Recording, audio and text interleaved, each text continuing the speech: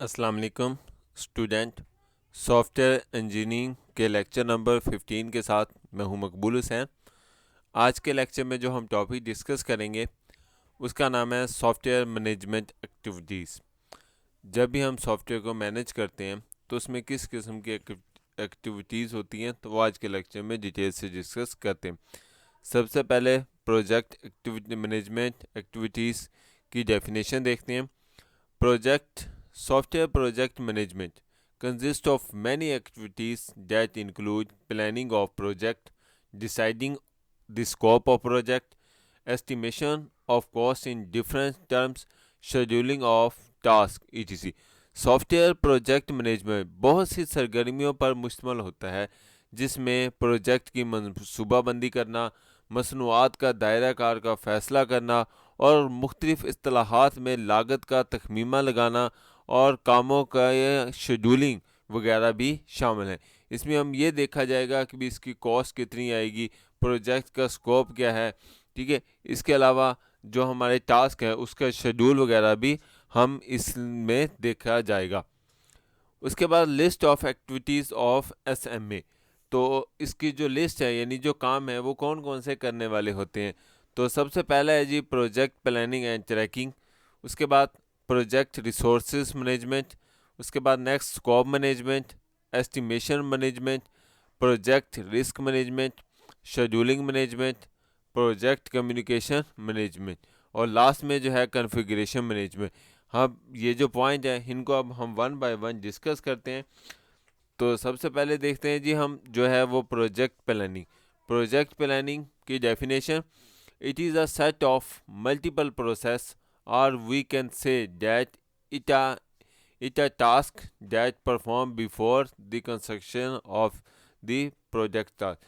تو یہ متعدد عملوں کا ایک مجموعہ ہوتا ہے، یعنی جس میں مختلف قسم کے کام جو ہے پروسیس کیے جاتے ہیں، یا ہم کہہ سکتے ہیں کہ یہ ایک ایسا کام ہے جس نے مصنوع کی تعمیر شروع ہونے سے پہلے انجام دیا جاتا ہے۔ یعنی جو بھی ہم نے کام کرنا ہوتا ہے وہ پہلے سے بتایا ہوتا ہے کہ بھی یعنی یہ کام کس طریقے سے کیا جائے گا۔ اس کے بعد سیکنڈ جو ہے اسکوپ مینجمنٹ۔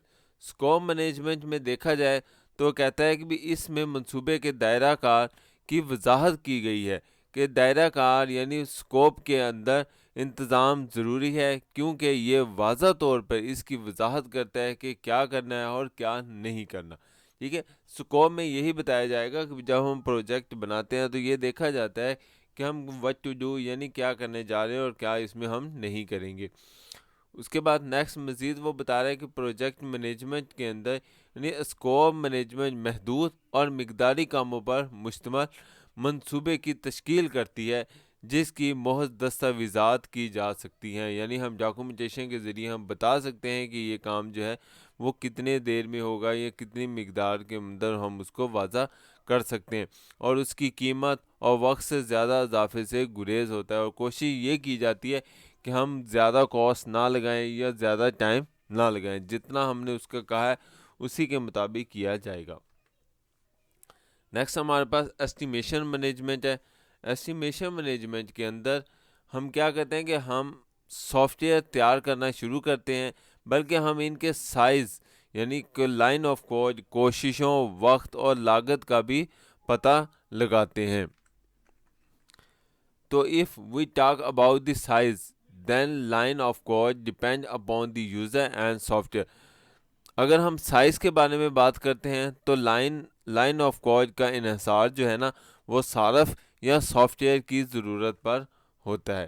اسی طرح اگر ہم بات کرتے ہیں ایفرٹ کی، یعنی اگر ہم کوشش کے بارے میں بات کرتے ہیں تو ہمیں سافٹ ویئر کی جسامت کے بارے میں جاننا چاہیے، کیونکہ جس سائز کی بنیاد پر ہم جلد اندازہ لگا سکتے ہیں کہ سافٹ ویئر تیار کرنے کے لیے کتنی بڑی ٹیم کی ضرورت ہوتی ہے۔ یعنی اگر ہم نے ایفرٹ لگانی ہے تو اس میں پھر ہم دیکھا جائے گا کہ بھی کتنے لوگوں کو ہم سافٹ ویئر بنانے میں استعمال کریں۔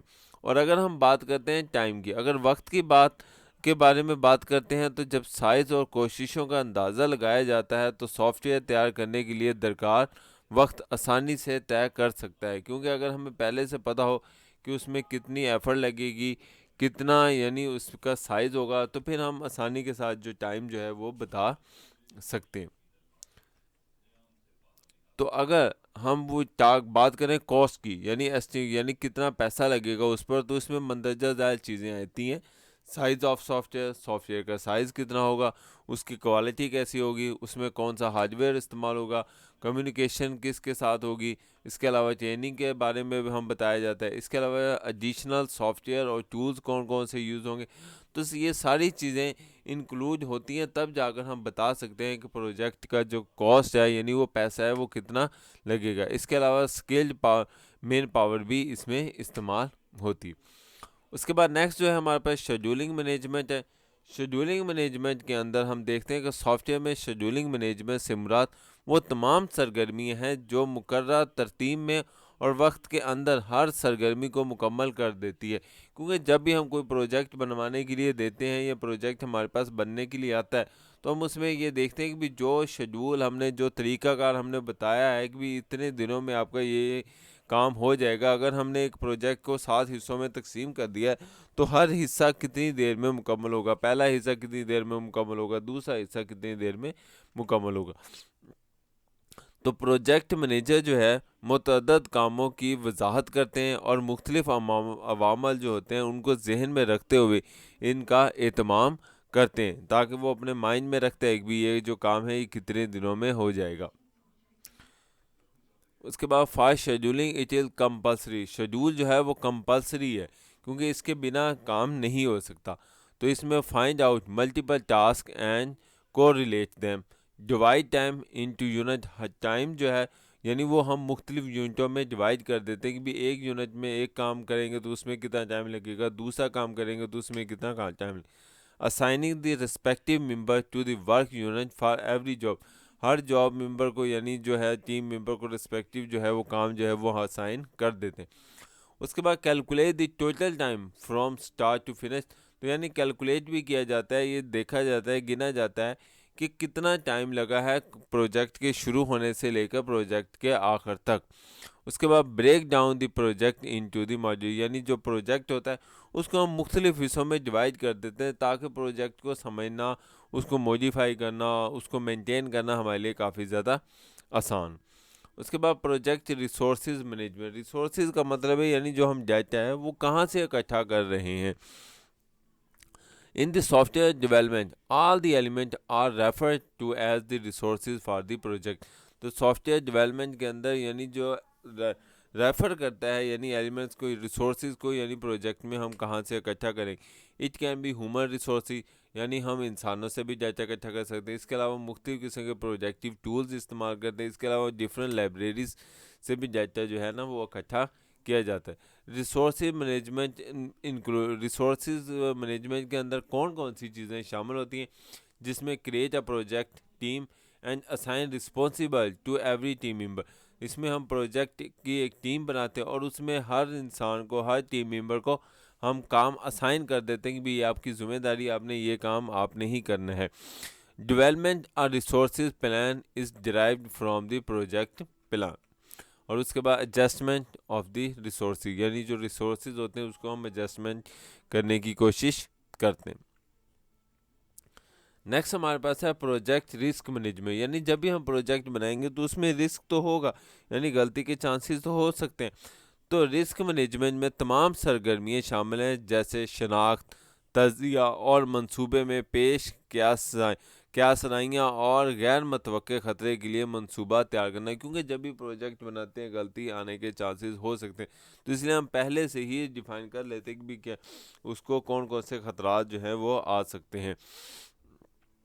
سرور point show the risk in the project, یعنی مختلف قسم کے جو پوائنٹ ہیں وہ ہمارے آ سکتے ہیں اس کے اندر، تو یعنی متعدد نکات منصوبے میں خطرات کو ظاہر کرتے ہیں۔ تو وہ کون کون سے پوائنٹ ہیں؟ سب سے پہلا ہے جی تجربہ کا ٹیم پر پروجیکٹ کو چھوڑ دیتی ہے اور نئی ٹیم اس میں شامل ہو جاتی ہے، یعنی اگر کوئی ایکسپیریمنٹ ٹیم ہے، جو ایکسپرٹ ٹیم ہے، اگر وہ چھوڑ دے کام کو اور اس کے بعد اگر کوئی نئی ٹیم آ جائے یعنی جسے ایکسپرٹ نہ ہو تو یہ بھی پرابلم ہو سکتا ہے۔ اس کے علاوہ چینج دی ریکوائرمنٹ، اگر یوزر کی جو ریکوائرمنٹ ہے وہ چینج ہوتی ہے کہ بھی یہ کام ایسے نہیں دوسرے طریقے سے کرنا ہے، یعنی یہ چیزیں نہیں، اس میں مزید چیزیں ایڈ کر دو، تو تب بھی جو ہے نا وہ رسک آ سکتا ہے. اس کے علاوہ change the technology and the environment. اگر ماحول چینج ہو جائے, انوائرمنٹ چینج ہو جائے اور اس کے علاوہ ٹیکنالوجی چینج ہو جائے تو تب بھی کیا چیز ہے, پروجیکٹ میں رسک آ سکتا ہے. اس کے علاوہ مارکیٹ کمپٹیشن, اگر مارکیٹ میں کمپٹیشن جو ہے وہ آ جاتا ہے تو تب بھی جو ہے نا پروجیکٹ میں رسک آ سکتا ہے. نیکسٹ ہمارے پاس ہے جی پروجیکٹ کمیونیکیشن مینجمنٹ. تو اس میں دیکھا جائے تو مواصلات یعنی کمیونیکیشن اس منصوبے کی کامیابی کا ایک لازمی جز ہے. تو یہ کلائنٹ, تنظیم, ٹیم ممبر اور نیز پروجیکٹ کے دوسرے جو اسٹیک ہولڈر ہوتے ہیں جیسا کہ ہارڈ ویئرز, سپلائرز کے مابین جو ہے نا ایک پل کے طور پر کام کرتا ہے, یعنی اس کو آپس میں جوڑے رکھتا ہے. تو منصوبہ بندی سے لے کر بند ہونے تک, یعنی جو پروجیکٹ ہے یعنی وہ کلوز ہونے تک مواصلات ایک اہم کردار ادا کرتا ہے. یعنی جب بھی ہم پروجیکٹ بناتے ہیں تو کمیونیکیشن جو ہے وہ ضروری ہوتی ہے. تمام مراحل میں مواصلات کو واضح اور ضروری سمجھنا چاہیے. غلط استعمال سے اس منصوبے میں ایک بہت بڑی غلطی جو ہے نا وہ پیدا ہو سکتی ہے. اس کے بعد جو 8 پوائنٹ ہے ہمارے پاس پروجیکٹ کنفیگریشن مینجمنٹ ہے. Project configuration management soft where میں تبدیلیوں جیسے قواعد ہو گیا, ڈیزائننگ ہوگی اور مصنوعات کی ترقی کو کنٹرول کرنے والی ہے. تو بنیادی مقصد ہے وہ کم غلطیوں کے ساتھ پیداواری کو بڑھانا ہے, یعنی غلطی کم سے کم ہو اور پیداوار جو ہے ہماری زیادہ سے زیادہ ہوتی چلی جائے. تو some reason to show the need for configuration management, کچھ ریزن ہے جس کی وجہ سے کنفیگریشن مینجمنٹ آ سکتی ہے. تو سرور people work on soft where that is continuously update. اس کے علاوہ help to build coordination Umang suppliers, change in requirement, بچت schedule need of the accommodate. اور لاسٹ میں یعنی soft where should run on multiple system. اگر ہم multiple system پر, ایک سے زیادہ سسٹم پر سافٹ ویئر کو چلائیں گے تو اس میں بھی کنفیگریشن میں پرابلم آ سکتی ہے. اس کے علاوہ task perform in configuration management. Configuration management کو کون کون سے کام سونپے جاتے ہیں؟ سب سے پہلے تو آئیڈینٹیفیکیشن, اس کے علاوہ بیس لائن, اس کے علاوہ چینج کنٹرول, اس کے علاوہ کنفیگریشن سٹیٹس اکاؤنٹنگ, اور لاسٹ میں جو ہے کنفیگریشن آڈٹ اینڈ اس کا جو ریویو وغیرہ ہے وہ بھی ہم اس میں دیکھتے ہیں. تو آج دیکھتے ہیں, اس کو ڈائیگرام سے سمجھانے کی کوشش کرتا ہوں آپ کو. People involve in the configuration management میں تو ہمارے پاس پروجیکٹ مینیجر جو ہے وہ بھی انکلوڈ ہو جاتا ہے. اس کے علاوہ کنفیگریشن جو مینیجر ہے وہ بھی اس میں انکلوڈ ہو جاتا ہے. اس کے علاوہ جو ڈیولپرز ہیں وہ بھی, اور اس کے علاوہ جو یوزر ہیں وہ بھی سافٹ ویئر کنفیگریشن مینجمنٹ میں وہ اکٹھے کام کر رہے ہوتے ہیں. امید ہے آج کا لیکچر آپ کو سمجھ آیا ہوگا. اگر کسی بھی ٹاپک سمجھ نہ آئی ہو تو آپ مجھ سے اسی میل ایڈریس پر, یہ جو میرا یوٹیوب کا چینل ہے کمپیوٹر ٹیوٹوریل ہب, اس پر کمنٹس کر کے پوچھ سکتے ہیں. اپنا خیال رکھیے گا. اللہ حافظ, فی امان اللہ.